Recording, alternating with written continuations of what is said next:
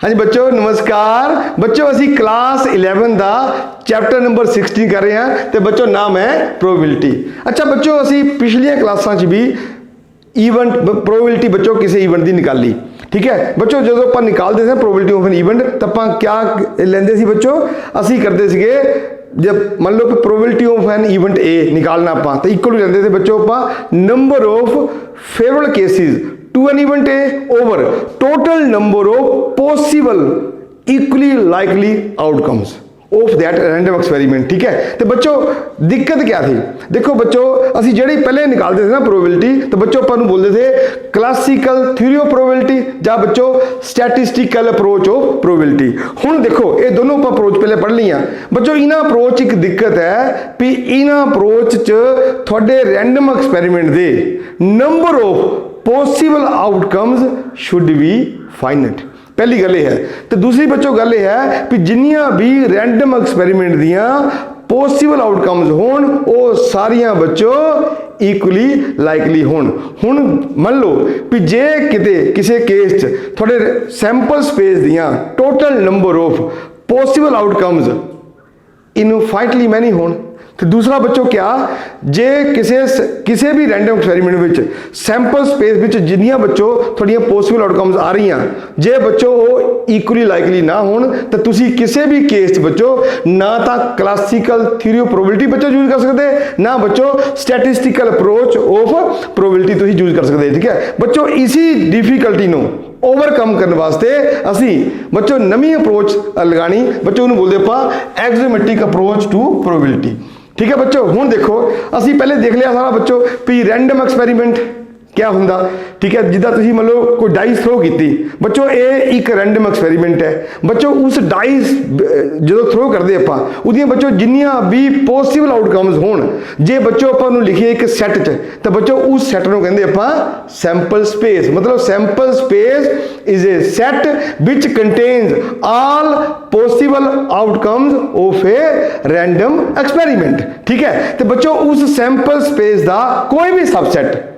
बच्चों क्या होंगी वो इवेंट, क्या जी इवेंट। हाँ हुण देखो बच्चों इधर क्या है let S be the sample space of a random experiment. बच्चों एक रैंडम एक्सपेरिमेंट है उदा बच्चों आप क्या ले लिया एस ले लिया बच्चों सैंपल स्पेस, ठीक है। The probability P is a real valued function whose domain is the power set of S and range is the interval 0-1। मतलब हुण असी क्या करना बच्चों असी क्या कीता असी जिहड़ी प्रोबेबिलिटी है ना असी इनू बच्चों एक फंक्शन मान लिया किहड़ा बोलो जी वो भी real valued function.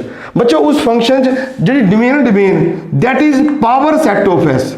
Power set of S मतलब ए एक पावर सेट ऑफ ए देखो मतलब ए एक सेट है तो what is power set of A बच्चों power set of A is a set which contains all the subsets of A। in the similar way power set of S is a set which contains all the subsets of S। तो बच्चों जिन्ने भी subsets है S दे वो सारे क्या होंगे वो होंगे बच्चों इवेंट्स। मतलब पी एस पता क्या है बट इस पी एस क्या है पी एस विच थोड़े रैंडम एक्सपेरिमेंट दियां जिन्नियां भी पॉसिबल इवेंट्स है ना इवेंट्स है ना क्लियर हो बढ़ सकती हैं, ठीक है वो बच्चों सारियां पी एस है। मतलब P S is a set which contains all the subsets of S. तो बच्चों जिन्ने भी एस दे सबसेट्स है वो सारे क्या बोलो जी इवेंट्स है, क्या है इवेंट्स। तो बच्चों ये डोमेन है तो ये बच्चों 0 to 1 ये उसकी रेंज है, ओके क्लियर। तो क्योंकि वैल्यू बच्चों हमेशा क्या बोलो जी 0 और 1 के विचकार आनी एक रियल नंबर है तद ही बोलते आप it is a real valued function. मतलब प्रोबेबिलिटी को बच्चों हुण क्या बनया एक फंक्शन बनया जेड़ा कि रियल वैल्यूड है, ओके। उसकी डोमेन बच्चों क्या है power set of sample space. तो बच्चों उसकी रेंज क्या है वो बच्चों क्लोज इंटरवल 0-1 असी मान लिया, ठीक है। Satisfying the following axioms. हुण देखो पता क्या ये फॉलोइंग एक्सिम करता सैटिस्फाई। हुण पहली गल क्या है भी तुसी कोई भी इवेंट ई लो, ओके जेड़ी बच्चों इवेंट ई होनी है ना वो बच्चों क्या होनी वो एस दा होनी सबसेट और जेड़ा भी ऐसा सबसेट है वो बच्चों पी ओ क्या बोलो जी ओ E belongs to power set of S आना। थोड़ा पता power set of S which क्या है एस दे सारे सबसैट। Okay clear. तो बच्चों ई बिलोंग टू पी एस आ गया। तो किसी भी इवेंट की प्रोबेबिलिटी बच्चों जी होनी ना वो होनी greater than equal to zero, greater than और इक्वल टू जीरो। बच्चों इनू कभी तुम पॉजिटिव नहीं बोलना, एक्चुअली पॉजिटिव का होंगे जो ग्रेटर दैन जीरो हो। बच्चों ये पॉजिटिव भी है नाल इक्वल टू जीरो भी है, मतलब यह है नॉन नेगेटिव। इसका मतलब यह है कि किसी भी इवेंट की प्रोबेबिलिटी बच्चों कभी नेगेटिव नहीं होनी, ये जा रखियो। जा बच्चों इक्वल जीरो होएगी, जा बोलो जी ग्रेटर दैन जीरो होएगी। ठीक है क्लियर। दूसरी गल बच्चों सैंपल स्पेस दी प्रोबेबिलिटी कितनी बोलो जी, ये बच्चों 1 आएगी। वैल्यू बीपीएस की वैल्यू कितनी आएगी, ये 1 आएगी। ठीक है। तीसरी बोलो जी if E and F are mutually exclusive events, जा रखियो if E and F are. हुण तुहानूं बच्चों पता भी म्यूचुअली एक्सक्लूसिव इवेंट्स कदों होंदियां, असीं पिछे देख लिया भी बच्चों दो इवेंट्स नूं तद कहंदे आपां म्यूचुअली एक्सक्लूसिव जदों एक दी हैपनिंग दूजे नूं एक्सक्लूड कर दे, एंड वाइस वर्सा। जे बच्चों ई हैपन हो जाए तो उस केस फिर एफ हैपन नहीं हो सकता, तो जे बच्चों एफ हैपन हो जाए तब उस केस बच्चों ई ने कभी भी हैपन नहीं होना, मतलब happening of one exclude the other. ठीक है। तो बच्चों उस केस ई इंटरसेक्शन एफ हमेशा इक्वल टू कितना जी 5 आंदा। ठीक है। तो बच्चों if E and F are mutually exclusive events then PE union F is equal to PE plus PF, PE plus PF। ये बच्चों ये साडी जिहड़ी अप्रोच है ना, देखो असी इधर क्या गया, असी पहली गल तो इधर प्रोबेबिलिटी नो एक रियल वैल्यूड फंक्शन मन्निया, पहली गल।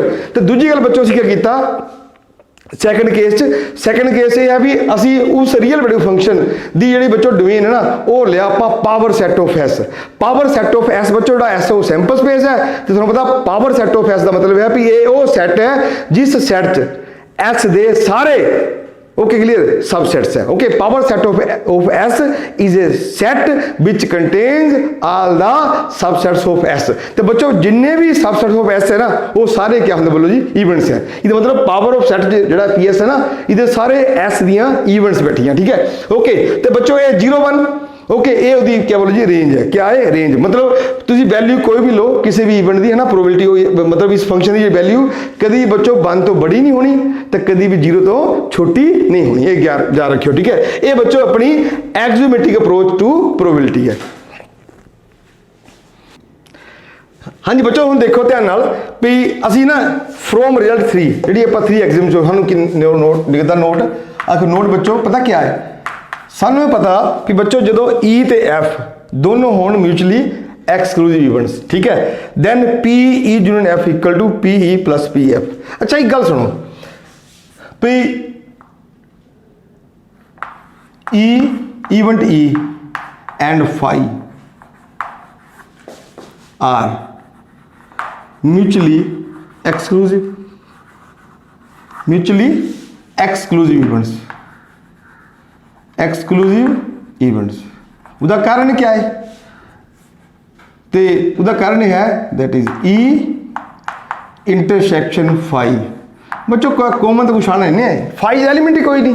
ओके ई फाई एम्प्टी सेट है। ओके क्लियर, मतलब ठीक है ये इम्पॉसिबल इवेंट है तो बच्चों ई ठीक है इवेंट। ठीक है। ई इंटरसेक्शन एफ आ गया phi okay equal to sorry phi. ठीक है। तो बच्चों ये अपना therefore E and phi are mutually exclusive events. ठीक है। तो देयरफॉर बच्चों एक गल जा रखो हूँ देखो पी ई यूनियन फाई बिल्कुल बच्चों ये लग गया फार्मूला जिथे एफ है बच्चों उत्थे फाई आ गया। ठीक है। तो बच्चों कितना आना ये आ गया अपने को P E plus P phi. ठीक है। तो देयरफॉर ओके ठीक है।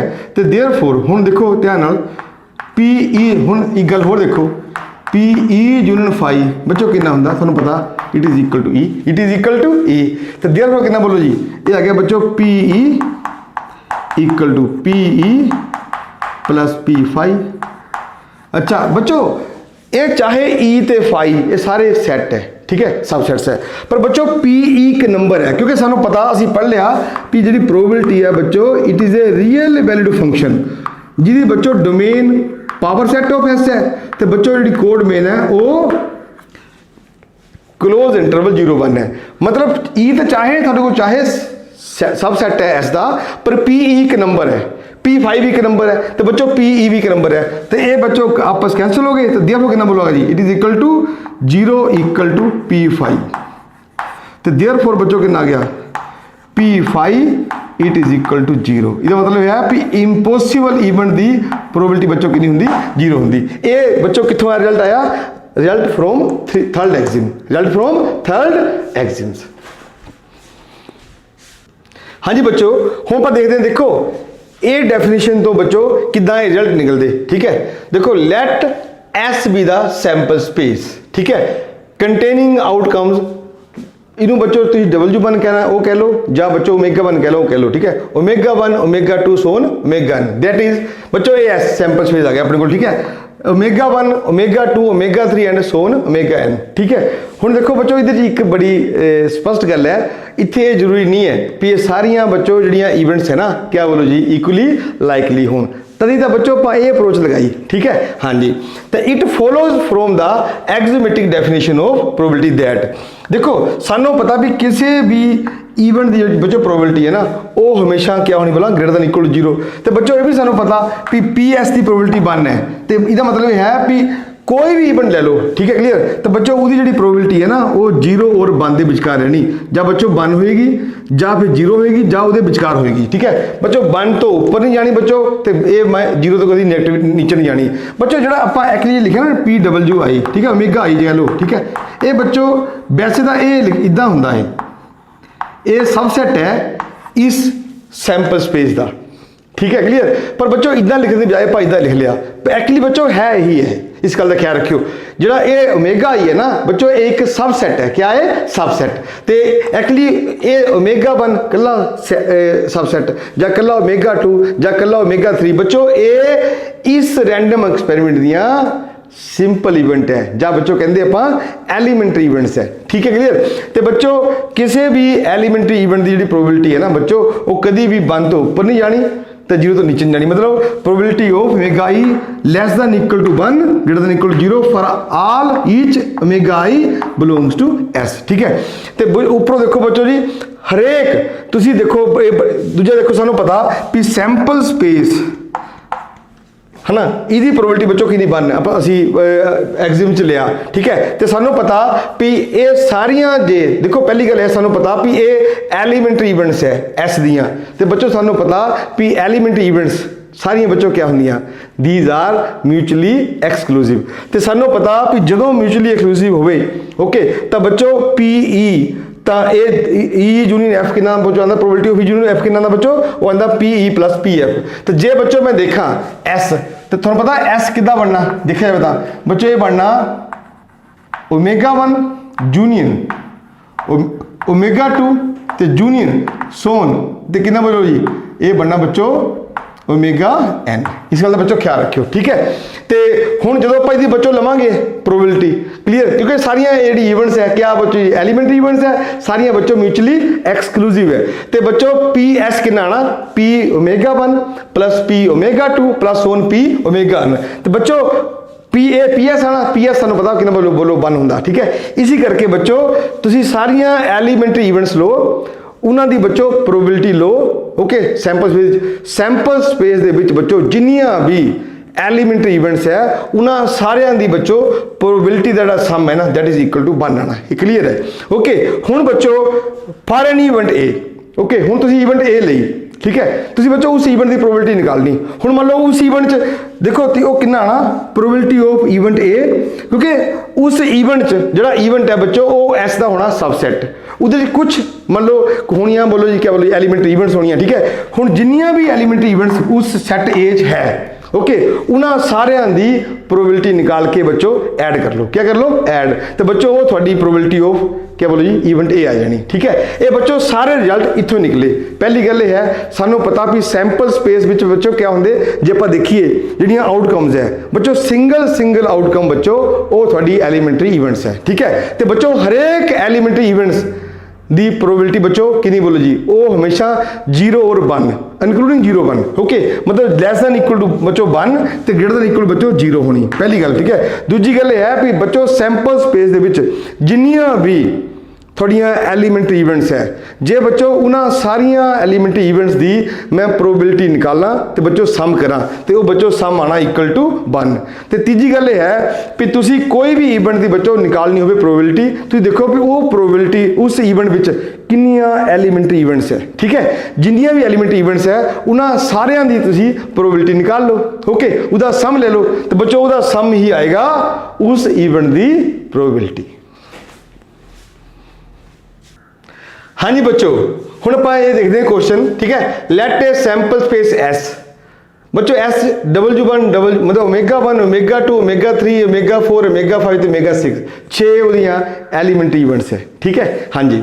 ਤੇ which of the following assignments of probabilities to each outcome are valid. ਹੁਣ ਬੱਚੋ ਪਤਾ ਕਿਆ ਇਹ ਆਊਟਕਮਸ ਆਈਆਂ ਆਪਣੀਆਂ ਦੇਖਿਆ। ਠੀਕ ਹੈ, ਇਹੋ ਦੇਖਦੇ ਆਪਾਂ ਵੈਲਿਡ ਕਿਹੜੀ ਵੈਲਿਡ ਹੈ ਤੇ ਬੱਚੋ ਕਿਹੜੀ ਵੈਲਿਡ ਨਹੀਂ ਹੈ। Okay clear. ਤੇ ਬੱਚੋ ਤੁਸੀਂ ਕਿਆ ਚੈੱਕ ਕਰਨਾ, ਤੁਹਾਨੂੰ ਮੈਂ ਦੱਸਦਾ ਕਿਆ ਚੈੱਕ ਕਰਨਾ। ਤੁਸੀਂ ਪਹਿਲੇ ਚੈੱਕ ਕਰਨਾ ਵੀ ਕਿਆ ਹਰੇਕ एलीमेंट्री इवेंट की प्रोबेबिलिटी किसी भी एलीमेंट्री इवेंट की प्रोबेबिलिटी बच्चों 1 तो बड़ी ना होवे तो 0 तो छोटी ना होवे। ओके, जा बच्चों 0 और 1 दे विच होवे तो जा फिर 0 या 1 होवे। ठीक क्लियर। ओके, तो दूसरा बच्चों क्या है, दूसरा क्या भी सारिया एलीमेंट्री इवेंट्स की प्रोबेबिलिटीज़ का जे मैं बच्चों सम करा that sum should be equal to 1। ठीक है, तो जे बच्चों किसी भी एलीमेंट्री इवेंट की प्रोबेबिलिटी मोर दैन 1 होगी या बच्चों नेगेटिव होगी। ओके, उस केस में बच्चों ये असाइनमेंट क्या बोलो जी क्या वैलिड नहीं होनी। ठीक है, तो दूजी गल बच्चों क्या है, जे मान लो सारे की प्रोबेबिलिटी मान लो ठीक है विदिन 0 1 के बीच है। हाँ क्लियर। ठीक है, पर सम 1 तो बड़ा हो गया या सम 1 बराबर नहीं आया, सम 1 के बराबर नहीं आया, उस केस भी बच्चों क्या बोलो जी, उस केस भी बच्चों असाइनमेंट वैलिड नहीं होना। हुण आपां चेक करते हैं बच्चों कला क्वेश्चन। आ देखियो क्वेश्चन पहले देखो ए नंबर ए बच्चों पहले कंडीशन 1 चेक करो। कंडीशन 1 देखो पहली गल है बच्चों भी हरेक each of the number each of the number क्या बोलो जी PWI ओमेगा आई। ठीक है, ओके क्लियर। ठीक है, इज पॉजिटिव पहली गल पॉजिटिव है तो बच्चों नाले क्या जी पॉजिटिव तो है ही है and less than 1 and less than 1। देखो पहले case P ω1 1/6 P ω2 1/6 P ω3 1/6 P ω4 1/6 P ω5 1/6 तो P ω6 भी 1/6 है। हरेक एलीमेंट्री इवेंट की जी प्रोबेबिलिटी बच्चों और पॉजिटिव है तो नाले लेस देन 1 है। पहली गल पहली कंडीशन ठीक होगी। ठीक है बच्चों की कंडीशन 2 चेक करो। ठीक है बच्चों कंडीशन 2 क्या है क्या बोलो जी तुम इदा करो हुण इहदा सम लो P ω1 plus P ω2 plus P ω3 plus P ω4 plus P ω5 plus P ω6 it is equal to बच्चों 1/6 plus 1/6 plus 1/6 plus 1/6 plus 1/6 plus 1/6। ठीक है जी, तो बच्चों ये आ गया अपने को 6/6 and it is equal to 1। ठीक है हुण इसका मतलब क्या बोलो जी दोनों कंडीशन क्या बोलो जी क्या हो गई सैटिस्फाई मतलब हरेक एलीमेंट्री इवेंट की प्रोबेबिलिटी बच्चों पॉजिटिव भी है तो लेस देन 1 है। तो दूजी गल क्या बोलो जी जे आप टोटल सम कर दी उन्होंने ठीक है तो बच्चों इक्वल टू 1 आ रहा therefore the assignment is valid therefore the assignment is valid. Okay clear बच्चों ये अपना फर्स्ट क्वेश्चन हो गया। ठीक है ठीक हुण देखो बच्चों सेकंड क्वेश्चन ठीक है तुम आप देख लो हुण देखो बच्चों सेकंड क्वेश्चन क्या है P ω1 ठीक है 1 है। ठीक है क्लियर तो बच्चों बाकी प्रोबेबिलिटीज क्या बोलो जी अपने को 0 है क्या है जीरोस। ओके तो इसका मतलब है कि सारियां कंडीशन 1 क्या होगी बोलो जी सैटिस्फाई। थोड़ा पता भी हरेक एलीमेंट्री इवेंट की जी बच्चों प्रोबेबिलिटी है दैट शुड बी क्या बोलो जी that should lie between 0 and 1 including 0 1, मतलब क्लोज इंटरवल 0 1 ਨੂੰ ਬਿਲੋਂਗ ਕਰੇ। ठीक है, तो बच्चों ठीक है। तो दूजा देखो बच्चों सम करो, इधर सम इक्वल टू 1 है बच्चों। इस केस भी प्रोबेबिलिटी बच्चों क्या बोला, कंडीशन 1 भी तो कंडीशन 2 भी दोनों बच्चों की क्या होए, सेटिस्फाई हो रहे। देयरफॉर ये भी असाइनमेंट क्या बोलो जी, वैलिड है। Okay clear. तो बच्चों थर्ड देखो, थर्ड क्या है, थर्ड से देखो बच्चों probability of omega 5। Okay clear बच्चों। ए कितनी आ रही, ए है बच्चों -1/4 है। क्या है, -1/4 है। तो बच्चों इस केस क्या है, ए देखो नेगेटिव आ गई, तो therefore this assignment is not valid. Okay, this assignment is not valid. हाँ जी बच्चों, हूँ देखो ये देखो कोई सी पार्ट। ठीक है, हूँ जी देखिए आप सिंस पी ऑफ कितना बोलो जी बच्चों, कितना आ गया अपने को। नैक्सट ये देखो W ओमेगा 5 बच्चों कितना जी -1/4, तो पी ऑफ ओमेगा 6 बच्चों कितना जी -1/3। ये दोनों बच्चों क्या है, नेगेटिव। ये भी क्या बोलो जी, ये भी नेगेटिव है। क्या है, नेगेटिव। तो देयरफॉर कंडीशन 1 ही सेटिस्फाई नहीं हुई। ठीक है, therefore assignment is not valid. Therefore assignment is not valid. तुसी नॉट वैलिड, तुसी किसी भी बच्चों एलिमेंट इवेंट नो, ठीक है, नेगेटिव प्रोबेबिलिटी असाइन नहीं कर सकते। ठीक है क्लियर। तो बच्चों हूँ देखो डी पार्ट, देखो डी पार्ट क्या है बच्चों जी, आ देखो सिंस पी ऑफ आ देखो बच्चों ओमेगा 6 कितना जी, इट इज इक्वल टू 3/2। तो बच्चों 3/2 एक तो बड़ा। ਹੁਣ ਤੁਹਾਨੂੰ ਪਤਾ ਬੱਚੋ ਨਾ ਤਾਂ ਤੁਸੀਂ ਪ੍ਰੋਬੇबिलिटी ਬੱਚੋ 네ਗੇਟਿਵ ਸਾਈਨ ਕਰ ਸਕਦੇ ਕਿਸੇ ਐਲੀਮੈਂਟ ਇਵੈਂਟਸ ਨੂੰ, ਨਾ ਹੀ ਬੱਚੋ ਇੱਕ ਤੋਂ ਬੜੀ। ਠੀਕ ਹੈ, तो देयरफॉर क्या बोलो जी, therefore assignment is not valid. Therefore assignment is not valid. अच्छा ਹੁਣ ਬੱਚੋ ਤੁਸੀਂ देखो पार्ट, ये देखो ई पार्ट। इस केस क्या है, इस केस कोई दिक्कत नहीं। पहले देखो भी हरेक की जी प्रोबेबिलिटी जी साइन हुई ना बच्चों, वो कितनी है जी, वो 0.1 0.2 0.3 0.4 0.5 तो 0.6। ये चलो ये तो ठीक है क्लियर। क्या बोलो जी भी ये 0 और 1 के विचकार ही है। ओके, पर दिक्कत क्या है, दिक्कत यह है भी जे मैं इन्हों का सम करा, आ देखो 2 double omega 3 omega 4 plus omega 5 plus P omega 6 it is equal to बच्चों कितना जी 0.1 plus 0.2 plus 0.3 plus 0.4 plus 0.5 plus 0.6।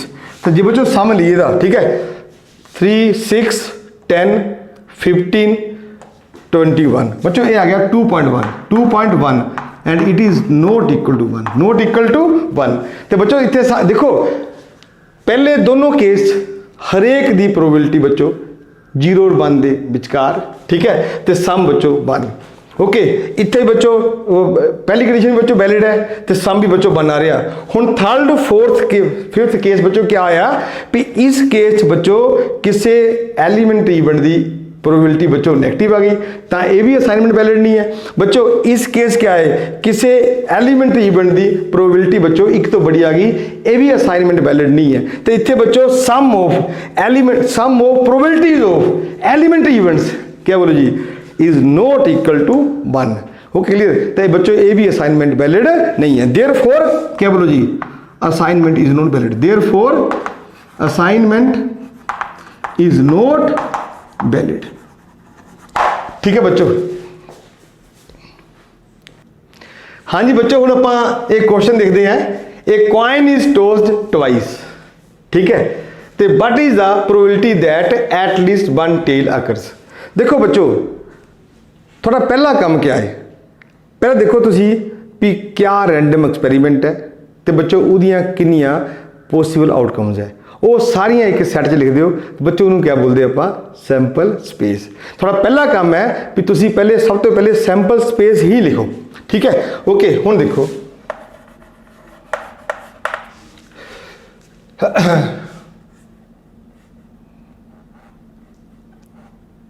here the coin is tossed twice, ठीक है जी। तो therefore ਅਸੀਂ ਪਹਿਲੇ ਵੀ ਗੱਲ ਕਰ ਚੁੱਕੇ, ਕਿੰਨਾ ਬੱਚੋ ਸੈਂਪਲ ਸਪੇਸ ਆਣਾ H ਫਾਰ, ਠੀਕ ਹੈ ਹੈਡ, ਤੇ T ਫਾਰ ਟੇਲ, ਓਕੇ ਠੀਕ ਹੈ, ਤੇ HT, ठीक है जी, TH ਤੇ TT, ਇਹ ਬੱਚੋ ਆਪਣਾ ਸੈਂਪਲ ਸਪੇਸ ਹੈ।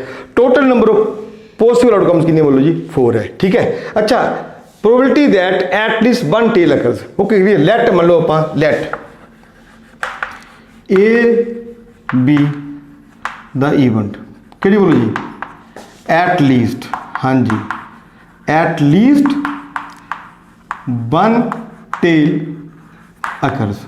ਹੁਣ ਬੱਚੋ ਇਸ ਅਸੀਂ ਇਵੈਂਟ ਨੂੰ, ਠੀਕ ਹੈ ਕਲੀਅਰ, ਸੈਟ ਦੇ ਰੂਪ 'ਚ ਲਿਖਣਾ। ਪਹਿਲੀ ਗੱਲ ਤਾਂ ਬੱਚੋ ਇਹ ਸੁਣੋ ਵੀ ਐਟ ਲੀਸਟ ਵਨ ਟੇਲ ਦਾ ਕੀ ਮੀਨਿੰਗ ਹੈ। ਇਹਦਾ ਮਤਲਬ ਹੈ ਬੱਚੋ ਘੱਟ ਤੋਂ ਘੱਟ ਇੱਕ ਟੇਲ ਜ਼ਰੂਰ ਹੋਵੇ, ਜ਼ਿਆਦਾ ਜਿੰਨੀਆਂ ਮਰਜ਼ੀ ਹੋਣ। ਫਿਰ ਸੁਣ ਲਓ ਬੱਚੋ at least one tail means ਘੱਟ ਤੋਂ ਘੱਟ ਇੱਕ ਤੇ ਜ਼ਿਆਦਾ ਜਿੰਨੀਆਂ ਮਰਜ਼ੀ ਹੋਣ। ਤੇ ਬੱਚੋ ਇੱਥੇ ਵੈਸੇ ਵੱਧ ਤੋਂ ਵੱਧ 2 ਜਾਂਦੀਆਂ, ਇਹਦਾ ਮਤਲਬ ਹੈ ਵੀ ਤੁਸੀਂ ਉਹ ਸਾਰੀਆਂ ਈਵੈਂਟਸ ਇਕੱਠੀਆਂ ਕਰ ਲੈਣੀਆਂ ਜਿਨ੍ਹਾਂ ਵਿੱਚ ਬੱਚੋ ਇੱਕ ਟੇਲ ਹੈ ਤੇ ਨਾਲੇ 2 ਟੇਲਸ ਹੈ, ਠੀਕ ਹੈ। ਤੇ ਬੱਚੋ ਕੀ ਆ ਗਿਆ, ਇਹ ਆ ਗਿਆ HT TH ਤੇ ਬੱਚੋ TT, ਓਕੇ ਕਲੀਅਰ। ਤੇ ਹੁਣ ਬੱਚੋ ਇੱਕ ਸਿੰਪਲ ਜੀ ਗੱਲ ਇਹ ਹੈ ਆਪਣੇ ਕੋਲ देयरफॉर, ਹੁਣ ਦੇਖੋ therefore total number of possible outcomes, ਪਹਿਲੇ ਲਿਖੋ ਪੋਸੀਬਲ ਆਊਟਕਮਸ ਬੱਚੋ ਆਪਣੀ ਕਿੰਨੀਆਂ ਜੀ 1 2 3 4, ਉਹ ਬੱਚੋ 4 ਹੈ। ਤੇ देयरफॉर ਅੱਗੇ ਲਿਖੋ therefore number of favourable outcomes to the event